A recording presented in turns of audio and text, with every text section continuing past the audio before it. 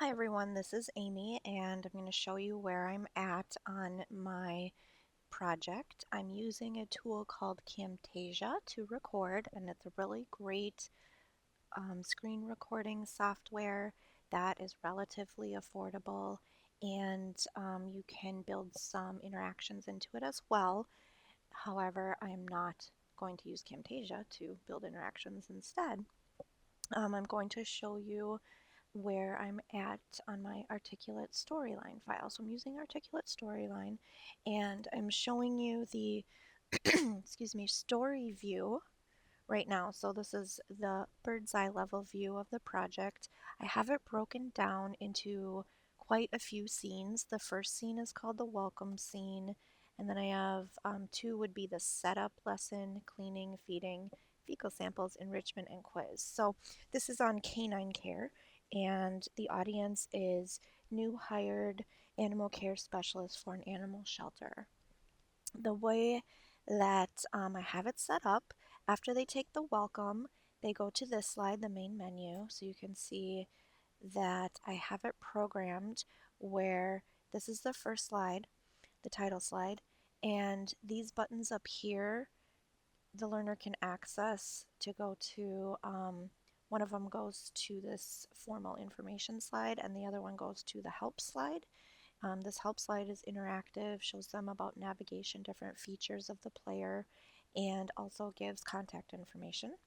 So those can be visited by choice, and also they can be visited from the menu. If the learner clicks next, that takes them to the introduction. And then after the introductory video, when they click next, it goes to this main menu slide.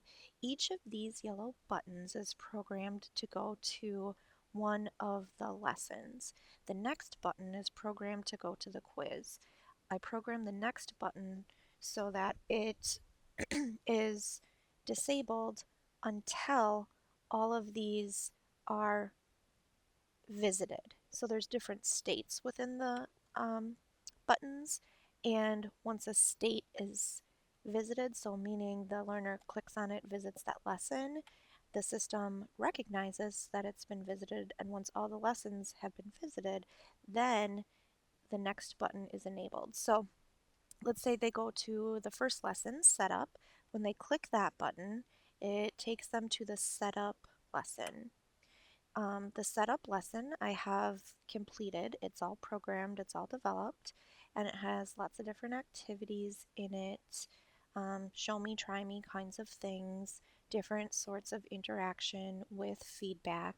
And then when they complete the summary slide and check off that they are comfortable with all of the objectives, then the next button is programmed to take them back to the menu. And this button will be have a check mark. It will be a different color and it will have a check mark. So then they can choose which lesson they want to go to next. So if they go to cleaning, they click the cleaning button. It takes them to this cleaning scene. The slides are programmed in the same way so that there's consistency. They have same kinds of activities along the way.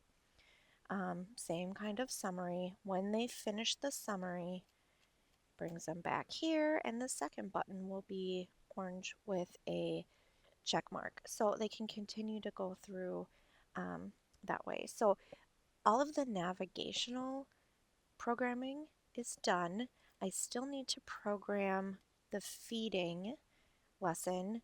I originally wasn't going to include fecal samples in this project, but I need to do it for work anyway, so I just decided that I will be putting that lesson in there. And enrichment, I've been toying with the idea of including enrichment in cleaning because they really go hand in hand.